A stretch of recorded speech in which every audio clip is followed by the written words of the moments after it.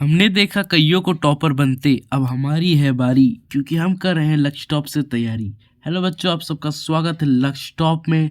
आज हम लोग करने वाले हैं class 9 social science JAC board के 40 very very important questions MCQ में, जो कि आपके एग्ज़ाम के लिए इतने इम्पोर्टेंट है कि आप अगर इसमें से पूरा वीडियो देख के जाते हैं तो 50% क्वेश्चन यहीं से आएंगे। तो आप लोग पूरा वीडियो ज़रूर देखिएगा। तो चलिए शुरू करते हैं आज का हमारा ये वीडियो। पहला क्वेश्चन जो है हम लोग का सेक्शन है इतिहास का।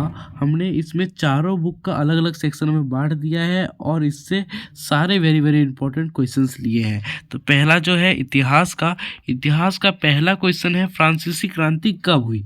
तो फ्रांसीसी क्रांति हुई थी 1789 ईस्वी में। और ये कब किसके नेतृत्व में हुई थी, मतलब किसके विरुद्ध में हुई थी? लुईस 16वां। वहाँ के राजा कौन थे? लुईस 16वां। उसके बाद देख लेते हैं हम लोग क्वेश्चन नंबर 2, फ्रांस का राजा फ्रांसीसी क्रांति के समय कौन था? ये तो वही क्वेश्चन हो गया जो मैंने आपको पहले बताया कि किसके खिलाफ हुई थी? तो लुईस 16वां के खिलाफ हुई थी। तो लुईस 16वां जी कहाँ पर है? तो लुईस 16वां है सी नंबर, लुईस 16वां।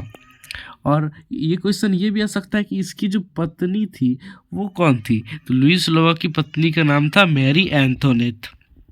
ये भी आपको याद रखना है, वो ऑस्ट्रेलिया की राजकुमारी थी। उसके बाद क्वेश्चन नंबर 3 है कि मनुष्य और नागरिकों के अधिकारों की घोषणा किस देश में हुई? तो आपको ये याद रखना है कि ये फ्रांस ही एक ऐसा देश था जहाँ पर मनुष्य और नागरिकों के अधिकारों की घोषणा की गई थी सबसे पहले। उसके बाद सभी देशों में की गई। और देश और दोस्त से याद आया कि आप इस वीडियो को दोस्त तक ज़रूर अपने फैलाइएगा। सबको बता दीजिए कि लक्ष्य टॉप में तैयारी हो रही है एकदम धांसू तरीके से, और सबको जुड़ जाइए हमारे साथ। उसके बाद क्वेश्चन नंबर 4 है, रूसी क्रांति कब हुई? तो रूसी क्रांति हुई थी 1917 में।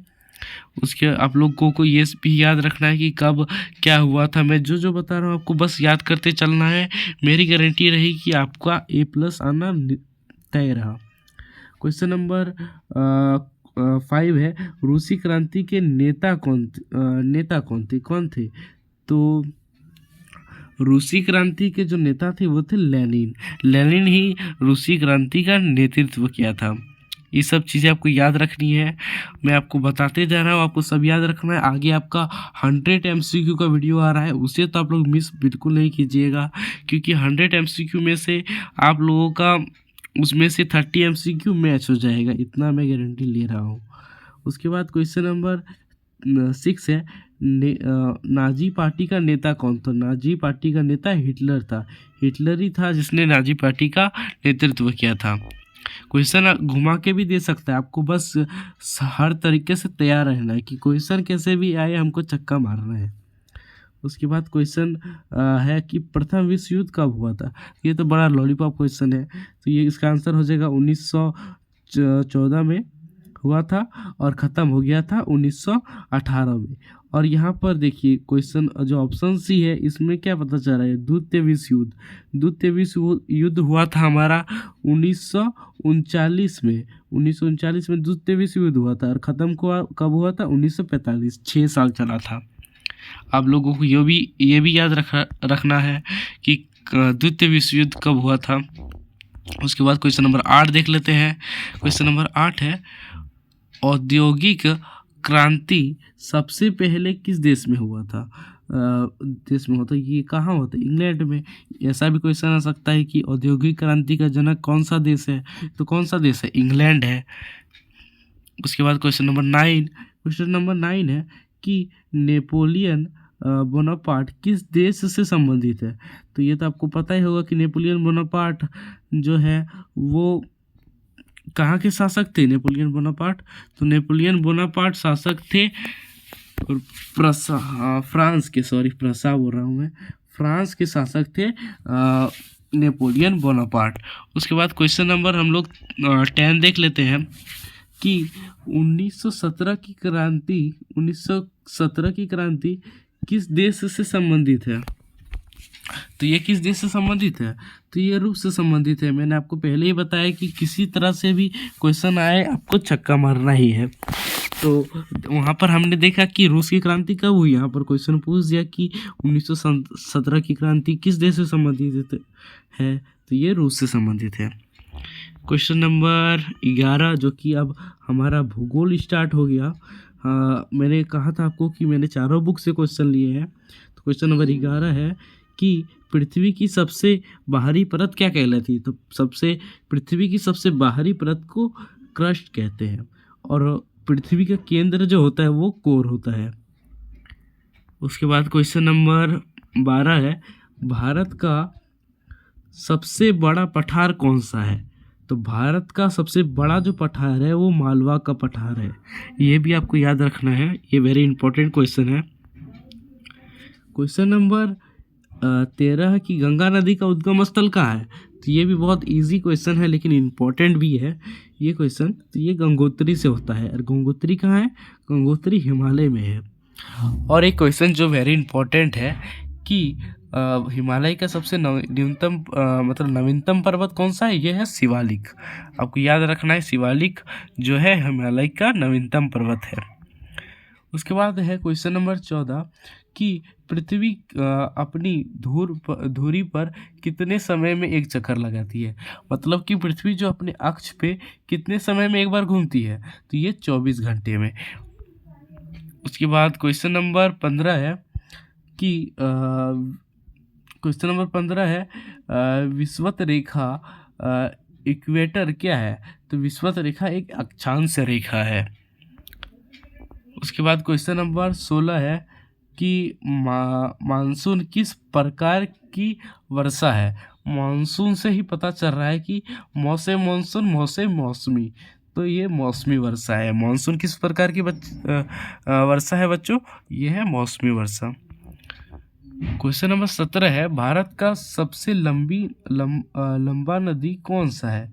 तो भारत का सबसे लंबा नदी गंगा नदी है। अगर पूछा जाए कि विश्व की सबसे बड़ी नदी कौन सी है, तो यह है नील नदी। उसके बाद क्वेश्चन नंबर 18 देख लेते हैं। क्वेश्चन नंबर 18 है, पृथ्वी के केंद्र को क्या कहते हैं। मैंने कुछ देर पहले ही बताया कि पृथ्वी के केंद्र को कोर कहते हैं और बाहरी परत को क्रिस्ट कहते हैं। उसके बाद क्वेश्चन नंबर 19 है। क्वेश्चन नंबर 19 है कि जलवायु किससे कहते हैं। तो जो जलवायु लंबे समय का मौसम को जलवायु कहते हैं। एक दिन का मौसम को क्या कहते हैं, ये आप लोग कमेंट में बताइएगा, ज़रूर बताइएगा कमेंट में। जो एक दिन का मौसम को क्या कहते हैं, ये भी इम्पोर्टेंट है आप लोगों के लिए। अगले वीडियो में मैं बता दूंगा। अगर आप लोगों ने कमेंट नहीं किया तो मुझे पता है कुछ बच्चे तो करेंगे ज़रूर। उसके बाद क्वेश्चन है कि कर्क रेखा भारत के कितने राज्यों से होकर गुजरती है। तो ये 8 राज्यों से गुजरती है। सबसे पहले गुजरात से, और इधर और हम यहाँ पर झारखंड होता है। और झारखंड के किस ज़िले से गुजरती है, तो ये रांची ज़िले से गुजरती है। क्वेश्चन नंबर 21 है। 21 लोकतंत्र का अर्थ क्या है। हमने अभी सिविक्स का क्वेश्चन स्टार्ट कर दिया है, राजनीतिक विज्ञान का पहला क्वेश्चन है, लोकतंत्र का अर्थ क्या है।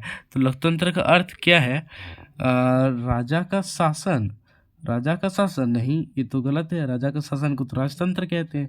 जनता का शासन, हाँ ये तो सही। सेना का शासन नहीं, ये तो गलत है। तानाशाही शासन, ये तो तानाशाही शासन कहलाए। लोकतंत्र यानी कि जनता का शासन, आपको याद रखना है।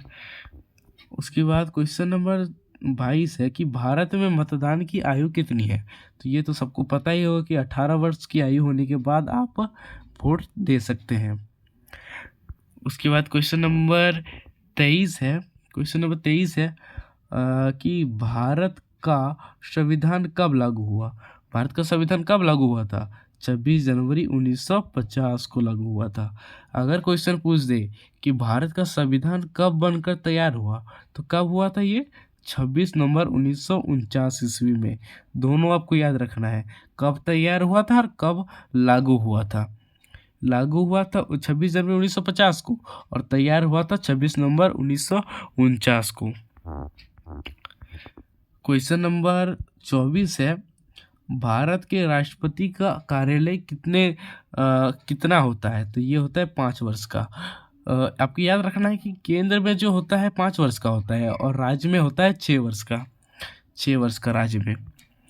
क्वेश्चन नंबर 25 है कि लोकसभा के सदस्य कितने वर्ष के लिए चुने जाते हैं। यही है, केंद्र को ही लोकसभा कहते हैं और राज्य को ही राज्यसभा कहते हैं। तो लोकसभा मैंने कहा 5 वर्ष के लिए और राज्यसभा होता है 6 वर्ष के लिए।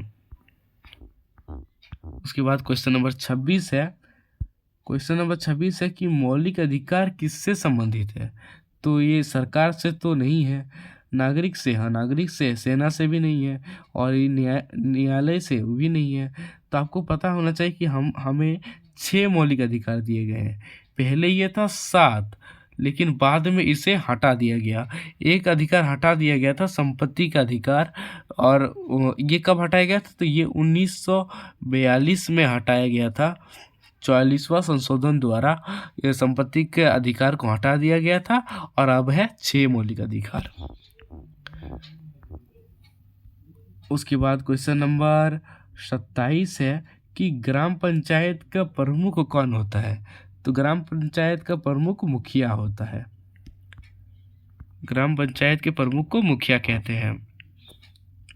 उसके बाद क्वेश्चन नंबर 28 है कि भारत में कितने स्तर की सरकार है। भारत में 3 स्तर की सरकार है, केंद्र सरकार, राज्य सरकार और एक पंचायती सरकार। उसके बाद क्वेश्चन नंबर 29,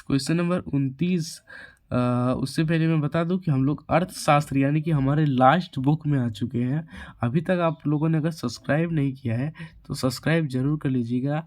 और अब की बार आने वाला है आप लोगों के लिए 100 MCQ का वीडियो सभी सब्जेक्ट के लिए, तो चैनल को जरूर सब्सक्राइब कर लीजिएगा और कमेंट में लिख दीजिएगा 100 MCQ।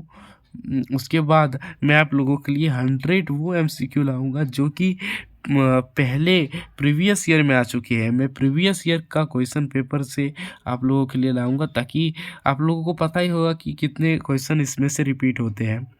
तो मैं अगली बार 100 MCQ का वीडियो लाने वाला हूं, तो ज़रूर उसे देखिएगा और चैनल को सब्सक्राइब कर लीजिएगा। क्वेश्चन नंबर 29 है, गरीबी रेखा किससे संबंधित है। तो गरीबी रेखा शिक्षा से संबंधित है, नहीं। आय से संबंधित है, हाँ। मौसम से नहीं, खेती से भी नहीं, तो ये आय से संबंधित है। उसके बाद क्वेश्चन नंबर 30 है। क्वेश्चन नंबर 30 है कि क्वेश्चन नंबर 30 है, राष्ट्रीय आय किसका माप है। तो राष्ट्रीय आय देश की कुल आय का माप होता है राष्ट्रीय आय। उसके बाद क्वेश्चन नंबर 31 देख लेते हैं हम लोग। क्वेश्चन नंबर 31 है कि प्राथमिक क्षेत्र किससे संबंधित है। प्राथमिक क्षेत्र किससे संबंधित है, तो यह है कृषि से। कृषि को ही प्राथमिक क्षेत्र कहा जाता है, फर्स्ट। और जो उद्योग होता है वो होता है द्वितीय क्षेत्र, और तृतीय क्षेत्र के अंतर सेवा क्षेत्र आता है। सेवा देने वाले कार्य तृतीय क्षेत्र में आते हैं। उसके बाद क्वेश्चन नंबर 32 है कि मानव पूंजी का अर्थ क्या है। मशीन नहीं, पैसा नहीं, शिक्षा और कौशल, हाँ। जमीन नहीं। अगर आप मानव पूंजी की श्रेणी में तभी आएंगे जब आप शिक्षित होंगे और आपके अंदर कुछ कौशल होगा। बिना स्किल और एजुकेशन के आप मानव पूंजी नहीं होंगे, ये आपको याद रखना है। उसके बाद क्वेश्चन नंबर 33 देख लेते हैं, बेरोजगारी का अर्थ क्या है। तो बेरोजगारी का अर्थ क्या है, जब आप काम करना चाहता है लेकिन आपको काम नहीं मिलता है, तो काम ना मिलना ही बेरोजगारी का अर्थ है। उसके बाद क्वेश्चन नंबर 34 है, बैंक का मुख्य कार्य क्या है। शिक्षा देना, नहीं। शिक्षा देना तो शिक्षकों का कार्य है, मेरा कार्य है। उसके बाद खेती करना, नहीं। व्यापार करना, नहीं। तो ये है ऋण देना। बैंक का मुख्य आय स्रोत भी ऋण ही है। बैंक आप लोगों को मतलब कोई अगर ऋण लेता है तो उससे जो ब्याज मिलता है उसी से बैंक चलता है।